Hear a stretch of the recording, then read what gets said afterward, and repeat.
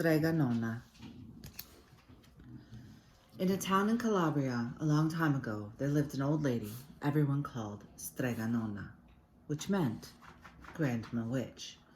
Although all the people in town talked about her in whispers, they all went to see her if they had troubles. Even the priest and the sisters of the convent went, because Strega Nona did have a magic touch. She could cure a headache with oil and water and a hairpin. And she made special potions for the girls who wanted husbands. And she was very good at getting rid of warts. But Strega Nona was getting old, and she needed someone to help her keep her little house and garden. So she put up a sign in the town square. And Big Anthony, who didn't pay attention, went to see her. "Anthony," said Strega Nona, "you must sweep the house and wash the dishes. You must weed the garden and pick the vegetables. You must feed the goat and milk her, and you must fetch the water. For this, I will give you 3 coins and a place to sleep and food to eat." "Oh, grazie," said Big Anthony. "The one thing you must never do," said Strega Nona, "is touch the pasta pot. It is very valuable, and I don't let anyone touch it." "Oh, si, yes," said Big Anthony. And so the days went by. Big Anthony did his work, and Strega Nona met with the people who came to see her for headaches and husbands and warts. Big Anthony had a nice bed to sleep in next to the goat shed, and he had food to eat. One evening, when Big Anthony was milking the goat, he heard Strega Nona singing. Peeking in the window, he saw Strega Nona standing over the pasta pot. She sang, "Bubble, bubble, pasta pot, boil me some pasta nice and hot. I'm hungry and it's time to sup. Boil enough pasta to fill me up." And the pasta pot bubbled and boiled and suddenly filled with steaming hot pasta. Then Strega Nona sang, "Enough, enough, pasta pot, I have my pasta nice and hot. So simmer down my pot of clay until I'm hungry another day." "How wonderful," said Big Anthony. "It's a magic pot. That's a magic pot for sure." And Strega Nona called Big Anthony in for supper.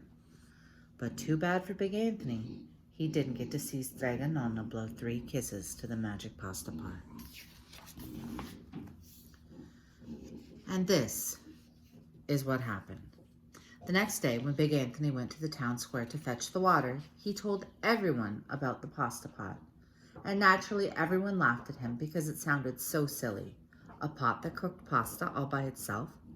"You better go and confess to the priest, Big Anthony," they said. Such a lie. And Big Anthony was angry, and that wasn't a very good thing to be. "I'll show them," he said to himself. "Someday I will get the pasta pot and make it cook, and then they'll be sorry." But that day came sooner than even Big Anthony would have thought, because 2 days later, Strega Nona said to Big Anthony, "Anthony, I must go over the mountain to the next town to see my friend, Strega Amelia. Sweep the house and weed the garden, feed the goat and milk her, and for your lunch there are some bread and cheese in the cupboard. And remember, don't touch the pasta pot." "Oh, yes, yes," Strega Nona said Big Anthony. But inside he was thinking, "My chance has come." As soon as Strega Nona was out of sight, Big Anthony went inside, pulled the pasta pot off the shelf, and put it on the floor. "Now let's see if I can remember the words," said Big Anthony. And Big Anthony sang, "Bubble, bubble, pasta pot, boil me some pasta nice and hot. I'm hungry and it's time to sup. Boil enough to fill me up." And sure enough, the pasta pot bubbled and boiled and began to fill up with pasta. "Aha," said Big Anthony. He ran to the town square, jumped on the fountain, and shouted, "Everyone get forks and plates and platters and bowls. Pasta for all at Strega Nona's house.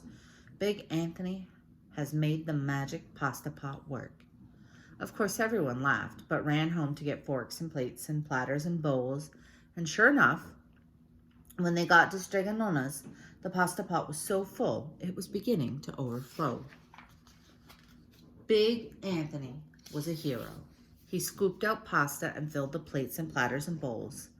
There was more than enough for all the townspeople, including the priest and the sisters from the convent. And some people came back for 2 and 3 helpings, but the pot was never empty. When all had had their fill, Big Anthony sang, "Enough, enough, my pasta pot. I have my pasta nice and hot, so simmer down, my pot of clay, until I'm hungry another day." But alas, he did not blow the 3 kisses. He went outside to the applause of the crowd. Big Anthony took a bow. He was so busy listening to compliments from everyone that he didn't notice the pasta pot was still bubbling and boiling, until a sister from the convent said, "Oh, Big Anthony, look!" The pasta was pouring out of the pot all over the floor of Strega Nona's house and was coming out the door. Big Anthony rushed in and shouted the magic words again, but the pot kept bubbling. He took the pot off the floor, but the pasta kept pouring from it. Big Anthony grabbed a cover and put it on the pot and sat on it. But the pasta raised the cover, and Big Anthony as well, and spilled on the floor of Strega Nona's house. "Stop!" yelled Big Anthony. But the pasta did not stop, and if someone hadn't grabbed poor Big Anthony, the pasta would have covered him up. The pasta had all but filled the little house. Out of the windows and through the doors came the pasta, and the pot kept right on bubbling. The townspeople began to worry. "Do something, Big Anthony," they shouted. Big Anthony sang the magic song again, but without the 3 kisses, it did no good.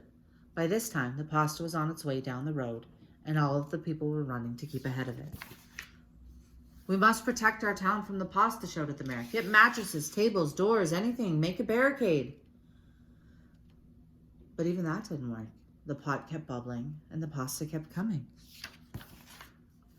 "We are lost," said the people, and the priest and the sisters of the convent began praying. "The pasta will cover our town," they cried. And it certainly would have had Strega Nona not come down the road, home from her visit.